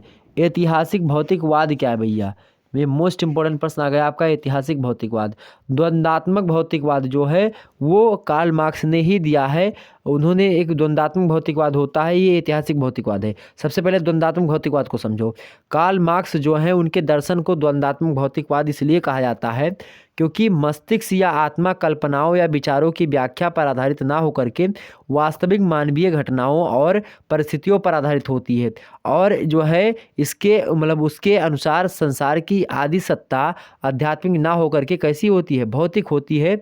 भौतिक सत्ता को जड़ रूप में है, मतलब भौतिक सत्ता जो जड़ रूप में है विकास की क्रिया में आगे बढ़ते बढ़ते चेतना प्राप्त कर लेती है, ये मार्क्स का कहना है। मार्क्स कहते हैं कि विकास चेतन से जड़ की ओर ना होकर के जड़ से चेतन की ओर होता है। जड़ माने होता है आप कुछ ना जानते हो और उसके बाद में आप थोड़ा थोड़ा चेतन की ओर हो, तो मतलब विकास जो होता है चेतन से जड़ की ओर नहीं होता है, या आप बहुत जानते आप घट रहे हो, जड़ से चेतन की ओर होता है। इसीलिए मार्क्स की विचारधारा को भौतिकवाद कहा जाता है। यह भौतिकवादी विचारधारा द्वंद्वात्मक इसलिए है क्योंकि वाद प्रतिवाद और संवाद की प्रक्रिया से यह गुजरती है। ठीक, तो इसीलिए इसमें द्वंद्व बहुत ज़्यादा है। इनके भौतिकवाद में आप देखेंगे द्वंद्व बहुत ज़्यादा है, इसलिए इसको द्वंद्वात्मक भौतिकवाद कहा जाता है। वाद प्रतिवाद संवाद बहुत ज़्यादा होता है। ठीक, अब इसमें अगला जो आपका पूछा गया है ऐतिहासिक भौतिकवाद। ऐतिहासिक भौतिकवाद भी कार्ल मार्क्स की ही एक प्रकार से चीज़ें हैं। ऐतिहासिक भौतिकवाद में कार्ल मार्क्स ने अपने समाज तथा इतिहास के सिद्धांत को ऐतिहासिक भौतिकवाद नाम दिया। किसके? समाज तथा सिद्धांत के, मतलब जो समाज तथा इतिहास का जो सिद्धांत इन्होंने दिया है उसी को ही इन्होंने ऐतिहासिक भौतिकवाद कहा है। क्योंकि इतिहास और समाजशास्त्र की जो बातें हैं उसको सम्मिलित रूप से ऐतिहासिक भौतिकवाद बोल दिया इन्होंने। ठीक है, इतिहास की भौतिकवादी व्याख्या भी प्रस्तुत करी इन्होंने। ऐतिहासिक भौतिकवाद का सीधा सा अर्थ अगर बताएं हम आपको तो इतिहास की भौतिकवादी व्याख्या ही ऐतिहासिक भौतिकवाद है, अर्थात इतिहास की आर्थिक व्याख्या जिसको आप कहते हैं। ठीक, मार्क्स ने इतिहास की व्याख्या एक तर्कपूर्ण तथा क्रमबद्ध ज्ञान के रूप में की है, कि इतिहास जो है एक तर्कपूर्ण या फिर क्रमबद्ध, जिसको आप विज्ञान कहते हैं, तो उस तरीके से की है। मार्क्स का विचार है कि इतिहास की प्रत्येक घटना जो है आर्थिक शक्तियों द्वारा निर्धारित होती है, और जब आर्थिक शक्तियां बदलती हैं तो इतिहास में भी परिवर्तन आना शुरू हो जाता है। ये बताते हैं कौन? Karl Marx. मार्क्स कहते हैं कि समाज के विकास और विकास की व्याख्या संबंधी सिद्धांत इनका कौन सा कहलाता है? द्वंद्वात्मक और भौतिकवाद पर आधारित है। जो बातें इन्होंने बताई, मार्क्स के समाज के विकास और विकास की व्याख्या जो है संबंधी सिद्धांत जितने भी इन्होंने दिए हैं द्वंद्वात्मक और भौतिकवाद पर आधारित हैं। तो इन्होंने भौतिकवाद का मतलब ये है कि इतिहास को भी इन्होंने भौतिकता के दृष्टिकोण से, मतलब विज्ञान के दृष्टिकोण से तर्कबद्ध, तर्कपूर्ण, क्रमबद्ध इस तरीके से देखने का प्रयास किया। तो ऐतिहासिक भौतिकवाद वो है, मतलब इतिहास को ही विज्ञान बनाने का प्रयास। ठीक, आगे अगला है सर्वोदय। सर्वोदय क्या है भाई? सर्वोदय क्या है? सर्वोदय माने होता सबका विकास या फिर सबका उदय। क्या है सर्वोदय? कि सबका विकास हो, सबका साथ, सबका विकास, सबका उदय हो, यही सर्वोदय है। गांधी जी का सर्वोदय सिद्धांत जो है कैसा था? बहुजन हिताय बहुजन सुखाय, सभी हित में हो, सभी सुख रहे, सभी सुखी रहे, उदार चरित्रा नाम तो वसुधैव कुटुंबकम। ठीक, ये जो है जो विचारधारा ये गांधी जी की थी। अधिक लोगों का हित और अधिक लोगों को सुख पहुंचाना ही सर्वोदय का मुख्य उद्देश्य है, ऐसा आप लिखेंगे। आगे लिखें कि गांधी जी के सर्वोदय सिद्धांत का उद्देश्य परतंत्र देशवासियों को प्रगाढ़ निद्रा से उठा करके कर्म पथ पर लाना था, आत्मनिर्भर बनाना था, अनुशासन में लाना था, नैतिक नियमों का परिपालन करना था। ठीक, ये सब गांधी जी की एक प्रकार सर्वोदय का एक प्रकार से जो है चीज़ें थी। कठोर श्रम करके कर्मठ बनाना था इसका विकास सर्वोदय का। तो सर्वोदय, जब साधन शुद्ध एवं पवित्र होगा तो उसके पश्चात साध्य तो स्वयं ही अच्छा हो जाएगा, ऐसा महात्मा गांधी का विचार था। महात्मा गांधी मानते थे कि अगर आपका साधन शुद्ध, मतलब साधन, मतलब आपका, मतलब जैसे मान लेते हैं महात्मा गांधी का जो विचार है कि आज़ादी, एक मिनट समझिए, महात्मा गांधी कहते हैं कि आज़ादी हमको लेनी है। अब आज़ादी चाहे, मतलब आज़ादी हमको लेनी है, अब हम इसको शुद्ध सरल मार्ग से, मतलब अगर मेरा मार्ग जो होगा शुद्ध होगा, पवित्र होगा, अहिंसात्मक होगा, तो हम आज़ादी लेंगे, तब मेरा जो आज़ादी का जज्बा है वो भी सही हो जाएगा, मतलब जो आज़ादी हम मांग रहे हैं वो सही होगी। लेकिन सुभाष चंद्र बोस इसके जस्ट विपरीत थे। वो कहते थे कि जो साधन है वो चाहे जैसे हो, साधन शुद्ध और पवित्र हो या ना हो, मतलब आज़ादी लो चाहे मतलब जैसे लो, मतलब कहने का मतलब ये था। अब आपको बाजार जाना है, बाजार जाने के लिए आप चाहे सीधे मार्ग का प्रयोग करो चाहे टेढ़े मार्ग का प्रयोग करो, ये कहते थे कौन? सुभाष चंद्र बोस। लेकिन गांधी का कहते थे, गांधी जी कहते थे कि अगर बाजार जाना है तो सीधे सीधे रोड का प्रयोग करो, मतलब कि किसी को बिना हानि पहुंचाए हुए धीरे धीरे कार्य करो। अगर आपका जो है कर्म जो हो, मतलब आपका जो रोड है सही है, सीधा है, तो आपका जो जहाँ आप पहुँचेंगे वो भी ठीक ठाक होगा। मतलब कहते हैं कि जब साधन शुद्ध और पवित्र होगा तो उसके पश्चात जो साध्य होगा, मतलब जो हम प्राप्त करना चाह रहे हैं वह भी अच्छा हो जाएगा। ठीक, तो सर्वोदय एक ऐसी व्यवस्था है जो अपने साथ ही साथ अन्य लोगों को भी जीने का पाठ पढ़ाता है। इसका उद्देश्य क्या है? जियो और जीने दो। ठीक, ये नहीं है कि हाँ ना खाव न खाए देव खरवे अड़ाए देव। ये बात महात्मा गांधी की नहीं थी कि हम ना खाने देंगे, ना खेलब न खेले देव, खेलवे बिगाड़ देव। अवधि में चलती हमारे यहाँ पर, ना खेलब न खेले देव, खेलवे बिगाड़ देव। मतलब ना खेलेंगे ना खेलने देंगे, खेल को ही बिगाड़ देंगे, खेल को ही ख़त्म कर देंगे। तो ऐसा विचार नहीं। ठीक, आप भी खेलो, हम भी खेलें, सब खेलें। तो ये था सर्वोदय। ठीक, सर्वोदय संक्षेप में अगर बताएं, सर्वोदय का अर्थ है कि सभी के लिए, सभी के जीवन के सभी पक्षों की संपूर्ण प्रगति हो, बस इतना सब। आगे समझते हैं। अगला है आपका वर्ग संघर्ष। वर्ग संघर्ष की विचारधारा किसने दी है भैया? वर्ग संघर्ष की विचारधारा किसने दी है? किसने दी है? कार्ल, फिर से बताइए। कार्ल मार्क्स ने, बिल्कुल कार्ल मार्क्स ने ही दी है वर्ग संघर्ष की विचारधारा। वर्ग संघर्ष क्या है भाई? वर्ग संघर्ष क्या है? जब किसी दो वर्गों के बीच में संघर्ष होता है तो इस प्रकार के संघर्ष को हम वर्ग संघर्ष कहते हैं। मार्क्स जो थे उन्होंने अपने कम्युनिस्ट घोषणा पत्र उन्होंने एक लिखा था, उसमें कहा था कि अब तक के समाजों का इतिहास कैसा रहा है? वर्ग संघर्ष का इतिहास रहा है। मतलब इनका तात्पर्य यह था कि ऐसे समाज की कमी नहीं थी जो पूर्णतः वर्ग विहीन हो। मतलब हर एक समाज में वर्ग संघर्ष रहा। वर्ग संघर्ष का मतलब ये है कि एक वर्ग जो होता वह शोषक था और दूसरा वर्ग कौन सा था? शोषित था। इसका मतलब ये है कि जैसे एक वर्ग अमीर वर्ग था, एक गरीब वर्ग था। जो अमीर वाला वर्ग था उसको पूंजीपति वर्ग कहा जाता है और जो गरीब था उसको सर्वहारा वर्ग कहते हैं। तो जो पूंजीपति वर्ग थे वो सर्वहारा वर्ग पर शासन किया करते थे। तो इस प्रकार से उन दोनों में हमेशा संघर्ष होता रहता था। मतलब जो गरीब होते थे वह काम करके अपना पैसा इकट्ठा करना चाहते थे, लेकिन जो अमीर थे वो और ज़्यादा अमीर बनते चले जा रहे थे और जो गरीब है वो और ज़्यादा गरीब होते चले जा रहे थे। इसी बात को देखते हुए और अमीर लोग गरीबों पर अत्याचार करते थे, उनको समय समय पर जो है मतलब रोजगार, मतलब जो रोजगार दिए हुए थे तो पैसा सही तरीके से सैलरी नहीं देते थे। तो इस प्रकार की कई बातें जो है उनके सामने आती गई और इस प्रकार से उन्होंने ये बातें बताई कि हाँ जो है वर्ग संघर्ष नहीं होना चाहिए। तो इसीलिए उन्होंने अपने कम्युनिस्ट घोषणा पत्र लिखा, उसमें कहा कि अब तक का जो समाज है वो, अब तक के समाजों, मतलब अब तक का जो समाज है वो कैसा रहा, इतिहास रहा है, आपके समाजों का जो इतिहास रहा है अब तक के, वो वर्ग संघर्ष का इतिहास रहा है। ये बड़ा फेमस एक प्रकार से इनका कथन है, इसको नोट डाउन कर लीजिएगा, एग्जाम से प्रश्न बन सकता है कि अब तक के समाजों का इतिहास वर्ग संघर्ष का इतिहास रहा है। किसका कथन है? तो किसका है? तो कार्ल मार्क्स का ही कथन है। ठीक, ध्यान रखेंगे।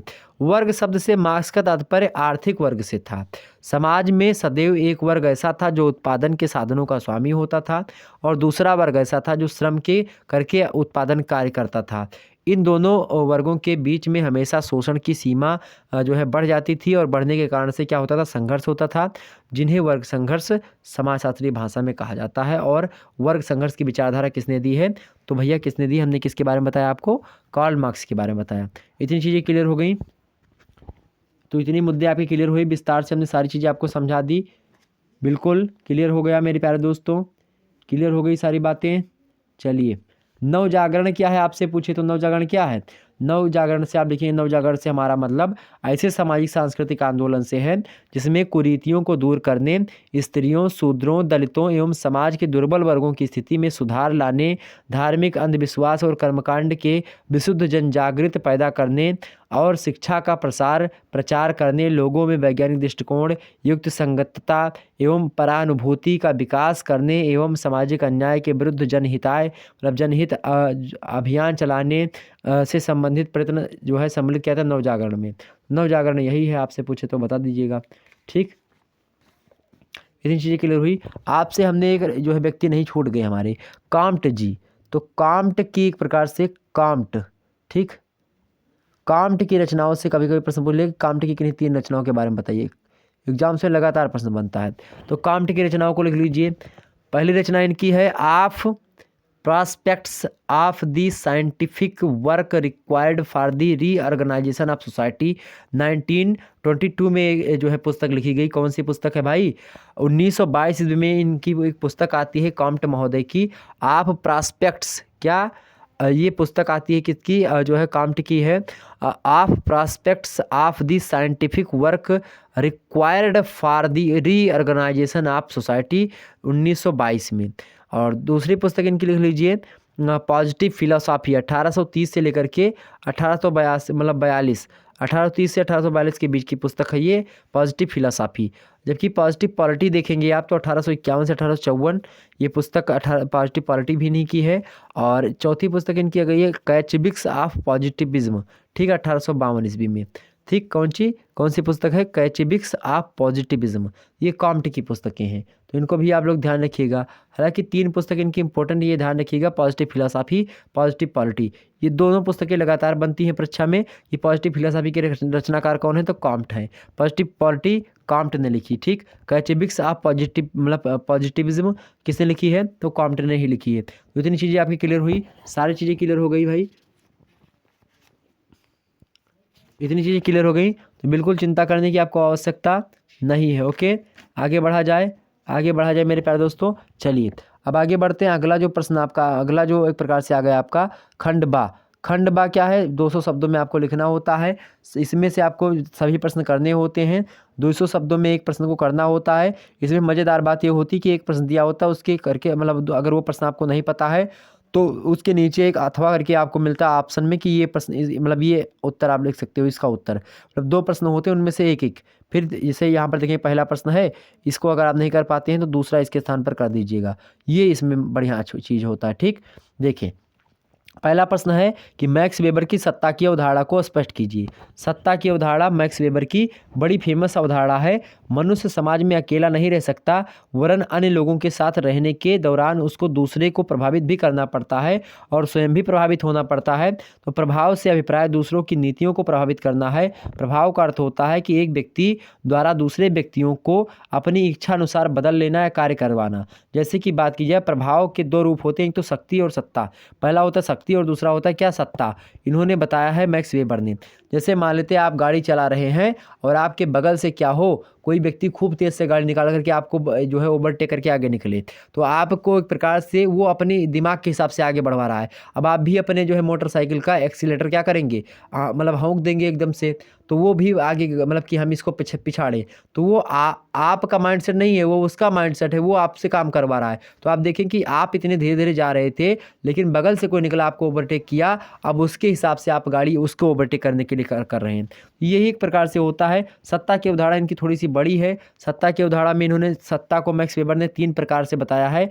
पहले की सत्ता को 3 प्रकार से कौन कौन सी? एक तो वैधानिक सत्ता होती है, एक परंपरागत सत्ता होती है, एक करिश्माई या चमत्कारिक सत्ता होती है।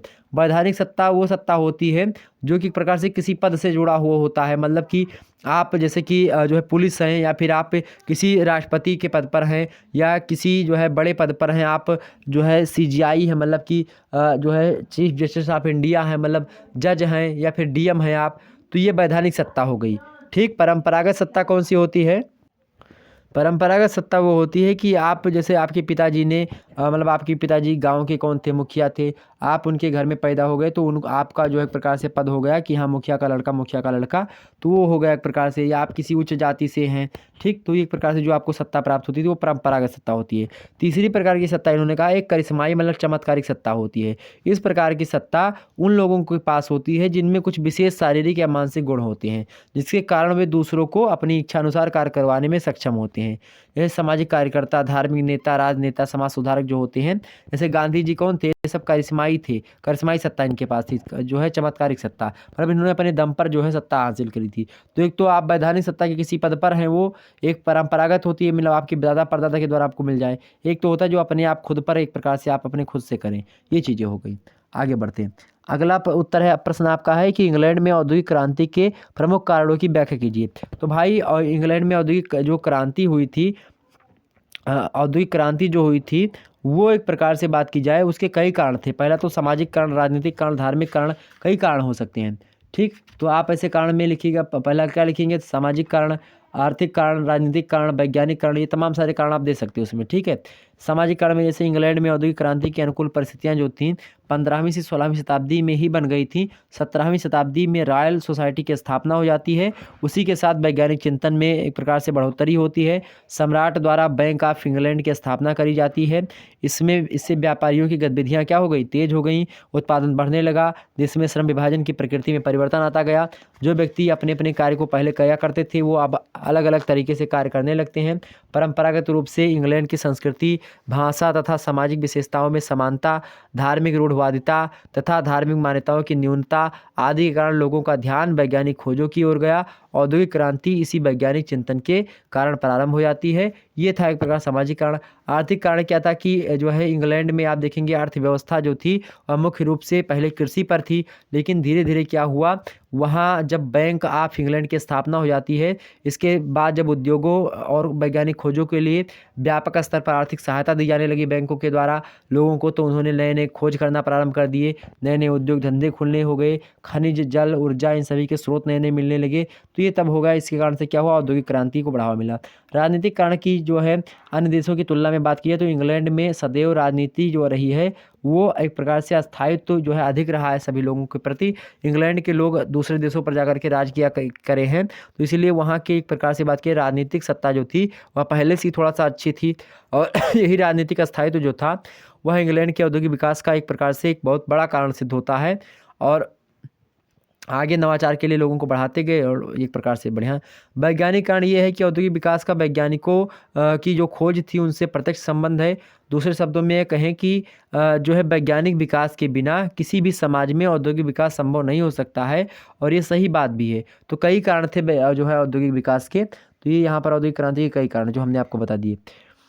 जब भी आपसे ऐसे पूछे कि इंग्लैंड में औद्योगिक क्रांति के कारण या फिर कि इसके कारण क्या है, तो कारण आप बताएंगे राजनीतिक, आर्थिक, धार्मिक, सांस्कृतिक, कई कारण आप बता सकते हो। ठीक, अगला प्रश्न क्या है, महात्मा गांधी की सत्याग्रह की अवधारणा को स्पष्ट कीजिए।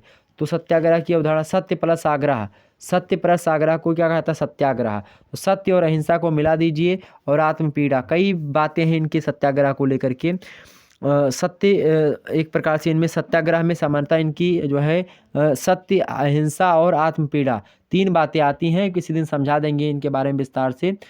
तो गांधी जी कहते हैं कि love never claims it ever gives, love ever जो है utters, never claims, never revenge itself, मतलब कि प्रेम कभी कोई मांग नहीं करता, वह सदैव देता है। प्रेम कष्ट सहता है, कभी शिकायत नहीं करता और ना कभी बदला लेता है। ये महात्मा गांधी की बातें हैं। 60-60 समाचरित की बिल्कुल विपरीत है महात्मा गांधी।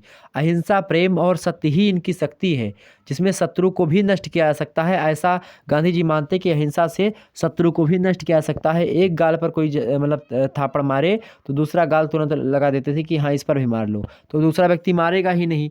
तो ये था इनका महात्मा गांधी का एक प्रकार से पावर। किसी दिन बता देंगे इसके बारे में। ठीक है, महात्मा गांधी आगे कहते हैं क्या, अहिंसा साधन है और सत्य साध्य है। महात्मा गांधी क्या कहते हैं, अहिंसा साधन है और सत्य क्या है, साध्य है। ट्रुथ इज द एंड और लव मीन्स देयर टू।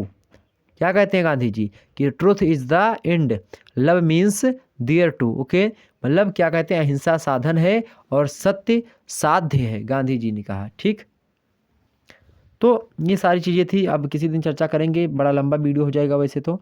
आगे बढ़ते हैं। अगला प्रश्न आपका क्या है, वर्ण व्यवस्था का आधार जन्म नहीं है कर्म है, व्याख्या कीजिए। इसको लेकर के एक वीडियो हमारे चैनल में पहले से उपलब्ध है, तो इसको देख लीजिएगा आप।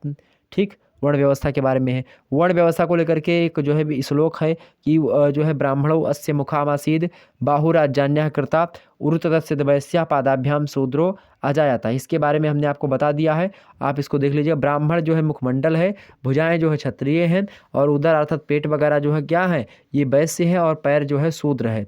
ये अलग अलग हिसाब से सबका कार्य बटा हुआ है, ये इस प्रकार से बताया गया है। और भी तमाम सारे सिद्धांत हैं, किसी दिन चर्चा कर लेंगे। अगला प्रश्न आपके सामने क्या है, सामाजिक डार्विनवाद की अवधारणा स्पष्ट कीजिए। सामाजिक डार्विनवाद क्या है, सामाजिक डार्विनवाद भी एक प्रकार से जो हर्बर्ट स्पेंसर का है उसको भी हम कह सकते हैं। ठीक, तो सामाजिक डार्विनवाद के बारे में यहाँ पर प्रश्न पूछा गया है।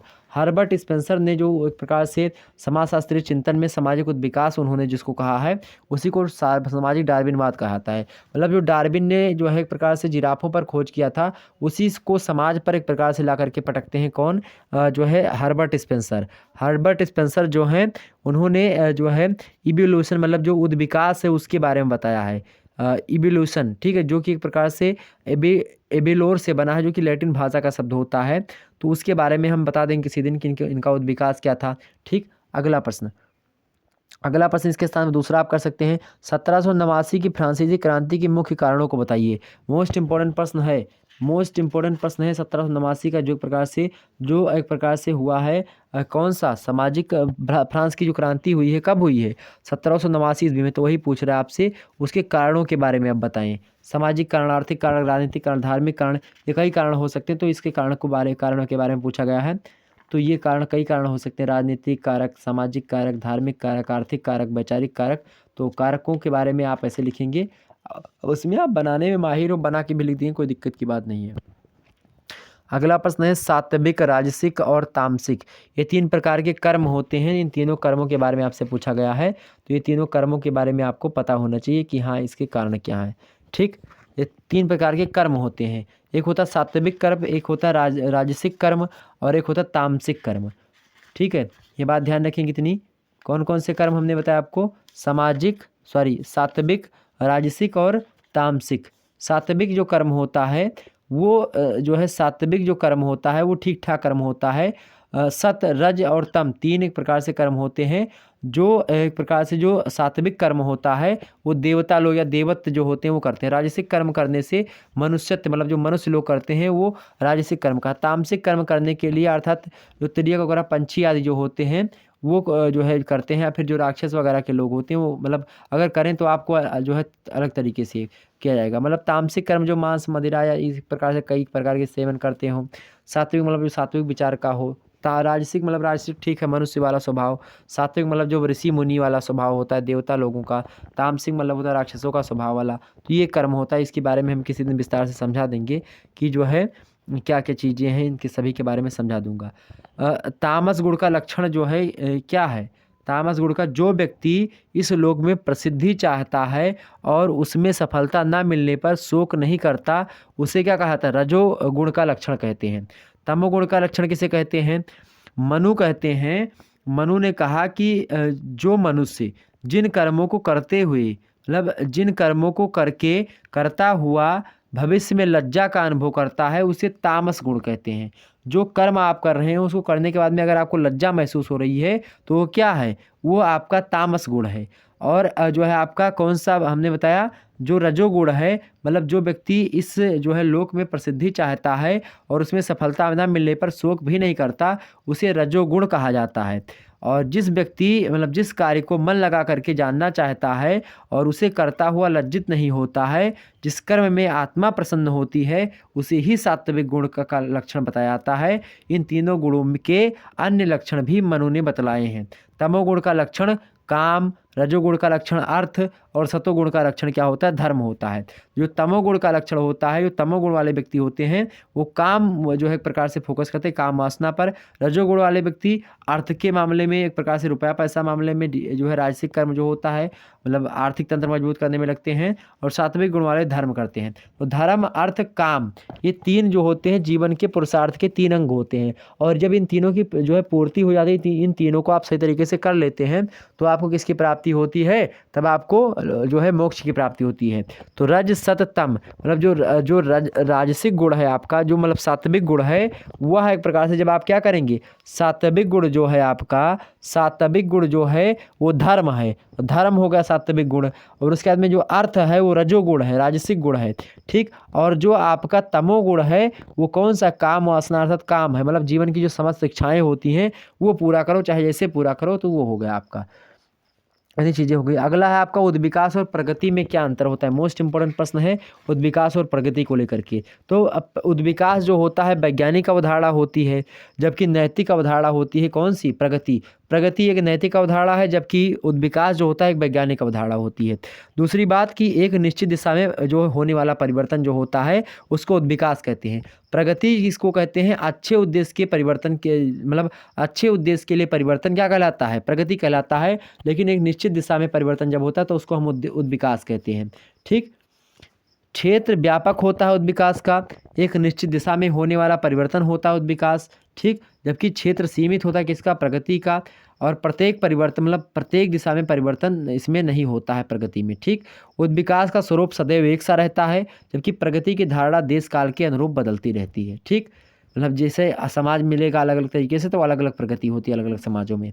और उद्विकास का आधार प्राण शास्त्रीय नियम है, जबकि प्रगति का आधार जो है सामाजिक मूल्य तथा सामाजिक आदर्श होते हैं। उद्विकास की गति जो होती है बहुत ज़्यादा धीमे होती, धीरे धीरे जो है विकास होता है उद्विकास में। ठीक, जबकि प्रगति का गति जो होती है तेज होती है, धीमी भी हो सकती है इसकी, मतलब धीमी भी की जा सकती है और तेज भी होती है। उद्विकास की प्रक्रिया जो होती है स्वचालित होती है, मतलब स्वतः ही उद्विकास होता है, जबकि प्रगति जो होती है वो लाई जाती है। प्रगति की प्रक्रिया को आगे बढ़ाने के लिए प्रयास करना पड़ता है। उद्विकास की वृद्धि जो होती है, मतलब उद्विकास वृद्धि की ओर संकेत करता है। प्रगति से अभिप्राय सामाजिक जीवन में, मतलब सामाजिक जीवन के जो गुण है उनमें वृद्धि अगर हो रही है तो प्रगति हो रही है। जबकि उद्विकास जो है वृद्धि की ओर संकेत करता है कि बढ़े। विकास प्रत्यक्ष रूप से व्यक्ति से संबंधित नहीं होता है, जबकि प्रगति जो होती है जो है उसका संबंध समाज के सदस्यों के बीच से होता है, लोगों से होता है। ठीक, ये बातें इतनी क्लियर हो गई, तो इतनी चीज़ें क्लियर हो गई आपकी। तो समाज और विकास में अंतर हमने बता दिया। आगे प्रश्न है आपका, दुर्खिम के अनुसार आत्महत्या के कारण बताइए। आत्महत्या के कारण दुर्खिम ने क्या क्या बताया, पहला तो बताया कि है मानसिक अवस्था जो है अस्वस्थता हो जाता है। जो व्यक्ति मानसिक रूप से अस्वस्थ हो जाता है तो एक तो मानसिक रूप से अस्वस्थ होने के कारण से वो आत्महत्या करता है। दूसरा कारण जो है ये बताते हैं दुर्खिम कि जो है स्नायु रोग हो गया, किसी को स्नायु दोष हो जाता है तो उससे क्या कर लेता है, लोग आत्महत्या कर लेते हैं। तीसरी बात यह है कि मद्यपान, मतलब जब मदिरा वगैरह का सेवन कोई व्यक्ति करता है उससे भी आत्महत्या को बढ़ावा मिलता है। ठीक, मद्यपान करने से। चौथी बात यह है मेरे प्यारे दोस्तों कि पैतृकता अथवा वंशानुगत दोष होता है अगर किसी व्यक्ति को, तो वो एक प्रकार से आत्महत्या करने पर मजबूर होता है। वर्तमान परिस्थितियों की प्रतिकूलता जो है अगर हो जाए, मतलब वर्तमान परिस्थिति जो उसकी ठीक ठाक चल रही है अगर प्रतिकूल हो जाए, वो वर्तमान परिस्थितियों के प्रतिकूल व्यक्ति हो जाता है, मतलब कोई स्थिति जो सामान्य है उसके अगर प्रतिकूल चीज़ें होने लगती हैं तो भी वो आत्महत्या कर लेगा। गरीबी से होता है, गरीबी, छठवीं बातें हैं गरीबी और बेरोजगारी के कारण से लोग आत्महत्या करते हैं। आकस्मिक संकट कोई पड़ गया तो आत्महत्या कर लेंगे, सातवीं बात। आठवीं बात की बार बार असफलता किसी व्यक्ति को मिलेगी तो वह भी आत्महत्या करने के लिए मजबूर होगा। नौवीं बात यह है कि अतृप्त और दुखमय जीवन अगर बीत रहा है तो भी वो आत्महत्या करने के लिए मजबूर होगा। 10वीं बात वो बताते हैं कि अपने लोगों से परायेपन की अनुभूति अगर होने लगती है किसी व्यक्ति को तो वो भी आत्महत्या करने के लिए वो मजबूर हो जाता है। 11वीं बात यह है कि बिखरा एवं टूटा हुआ व्यक्तित्व अगर किसी व्यक्ति का हो जाता है तो भी वो आत्महत्या करने के लिए मजबूर होता है। अगली बात इनकी 12वीं बात है कि समाज की उपेक्षा, मतलब समाज जब उनकी उपेक्षा कर दे, समाज के द्वारा हमेशा उनको तिरस्कार बहिष्कार मिले तो भी वो क्या करेंगे, जो है आत्महत्या कर लेंगे। विघटित परिवार हो जाए, टूट जाए परिवार किसी का, उससे भी लोग आत्महत्या कर लेते हैं। नफरत घृणा हो जाए किसी, मतलब सभी लोग उससे नफरत करें, घृणा करें, तिरस्कार करें जहाँ पर जाए तो इससे भी आत्महत्या लोग कर लेते हैं। ये कारण से दुर्खिम ने आत्महत्या के कारणों को ये बताया है इतने। ठीक, और भी कई कारण हैं जैसे कि स्त्रियों में अगर बांझपन हो गया, पुरुषों का दूसरी स्त्रियों से प्रति लगाव हो गया, दासों के प्रति मालिकों का अत्याचार हो गया, प्रेम में निराश हो गए कि कोई व्यक्ति, तो इसके कारण से आत्महत्या लोग और ज़्यादा कर लेते हैं। तो ये तमाम सारी बातें जो दुर्खिम महोदय ने बताई हैं ये हमने आपके सामने प्रस्तुत करी। आगे भाई ज्ञानोदय दर्शन। ज्ञानोदय दर्शन अर्थात प्रबोधन की उपलब्धियाँ क्या क्या हैं, तो प्रबोधन की उपलब्धियों के बारे में आपसे प्रश्न पूछा गया है, मोस्ट इंपॉर्टेंट है, तो इसको भी आप लोग ध्यान से जान लीजिएगा। ठीक है, तो ये भी इम्पोर्टेंट है आपका, तो अब ज़्यादा बताएंगे तो लंबा हो जाएगा आपका। ओके, तो ये यहाँ पर आप देखेंगे ज्ञानोदय दर्शन प्रबोधन की उपलब्धियाँ, इनके बारे में भी हम विस्तार से चर्चा कर लेंगे किसी दिन। तो आप सभी लोगों को इतनी सारी चीज़ें क्लियर हो गई, बहुत सारी चीज़ें आज की वीडियो के अंतर्गत हमने आपको बता दी। तो चाहे आपका अति लघु उत्तरीय पेपर हो, चाहे आपका लिखित हो, सभी तरीके से हमने आपको समझा दिया, बता दिया। किसी भी प्रकार का कोई चिंता आपको करने की आवश्यकता नहीं है। ओके, चलिए फिर मिला जाए नेक्स्ट वीडियो में। चलिए फिर मिलते हैं हम नेक्स्ट वीडियो में, तब तक के लिए। हालांकि अभी तो आपका दीर्घ उत्तरीय वाला बचा ही है, दीर्घ उत्तरीय वाला पेपर। दीर्घ उत्तरीय का देखेंगे यहाँ पर प्रश्न कैसे बन सकता है दीर्घ उत्तरीय का, तो इन प्रश्नों को भी आप लोग पढ़ लीजिएगा एक बार, तभी एग्जाम देने जाइएगा। केवल 2 प्रश्न आपको करने होंगे दीर्घ उत्तरीय के, और 5 शब्दों में एक प्रश्न को मतलब उत्तर को लिखना होता है, एक उत्तर को 2 प्रश्न करने हैं केवल। और कितने प्रश्न दिए गए आपके? 5 दिए गए। पहला प्रश्न इंपॉर्टेंट है, मनु द्वारा प्रस्तुत सामाजिक दर्शन एवं उसके महत्व को स्पष्ट कीजिए। मोस्ट इंपॉर्टेंट प्रश्न है, इसको याद कर लीजिएगा। अगला प्रश्न है, मतलब पढ़ लीजिएगा 2-3 बार, याद करने का मतलब ये है कि आप 2-3 बार इन प्रश्नों को पढ़ लीजिए, ठीक है। अगला प्रश्न है आपके सामने कि भारत में प्राचीन सामाजिक विचारों की प्रकृति एवं विशेषताओं पर प्रकाश डालिए। मोस्ट इंपॉर्टेंट प्रश्न। अगला प्रश्न है कि पश्चिम में मतलब जो पाश्चात्य समाज है, पश्चिम में समाजवादी विचारधारा के विकास का संक्षिप्त वर्णन कीजिए। मोस्ट इंपॉर्टेंट प्रश्न। अगला प्रश्न है, कांट द्वारा प्रस्तुत प्रत्यक्षवाद की अवधारणा की विवेचना कीजिए। प्रत्यक्षवाद किसने प्रस्तुत किया था भाई? ये सिद्धांत किसका है? तो कांट का है। ऑब्जेक्टिव वालों आपसे प्रश्न ऐसे पूछ सकता है, ठीक। अगला प्रश्न है, डॉक्टर अंबेडकर के सामाजिक विचारों का वर्णन कीजिए। तो इस प्रकार से ये 5 प्रश्न और इंपॉर्टेंट है आपके, जो कि दीर्घ उत्तरीय के हैं। तो दीर्घ उत्तरीय टाइप के प्रश्न इस प्रकार से पूछे जाते हैं। लघु उत्तरीय के प्रश्न ऐसे आएंगे आपके सामने, ठीक है, और अति लघु उत्तरीय के प्रश्न ऐसे आएंगे आपके सामने, ठीक। इतनी बातें आपकी क्लियर हो गई, सारे मुद्दे क्लियर हो गए। तो चलिए फिर मिलते हैं हम नेक्स्ट वीडियो में, तब तक के लिए जय हिंद जय भारत। और इसके पेपर 2 पेपर 3 के साथ जल्दी आपके सामने आएंगे। तो बहुत सारे लोग कह रहे थे कि सर थर्ड ईयर की क्लास नहीं होती, थर्ड ईयर की क्लास नहीं होती। थर्ड ईयर की क्लास आज हमने आपके लिए ली भी, थर्ड ईयर की जो है आप लोगों ने देखा, बड़ी आसानी सारे मुद्दे क्लियर किए हमने, विस्तार से हर एक चीज़ों को आपने के समझ में आया होगा। फाउंडेशंस ऑफ सोशल थॉट में ऐसे ही प्रश्न आपके पूछे जाएंगे 2022 में, हमने आपको बता दिए। इन सभी प्रश्नों को आप लोग तैयार कर लीजिएगा अच्छे तरीके से, ठीक। उसके बाद में पेपर देने जाइएगा तो बहुत ज़्यादा रिलीफ मिलेगा। मात्र एक वीडियो से लगभग 60% यहीं से प्रश्न आने की संभावना है। तो यह बात मैंने आपको बार बार बोल रहा हूँ और फिर से मैंने बता दी, ओके। चलिए फिर मिलते हैं नेक्स्ट वीडियो में, तब तक के लिए जय हिंद जय भारत। आप सभी का बहुत बहुत धन्यवाद हमारे साथ जुड़ने के लिए। Good night, I love you.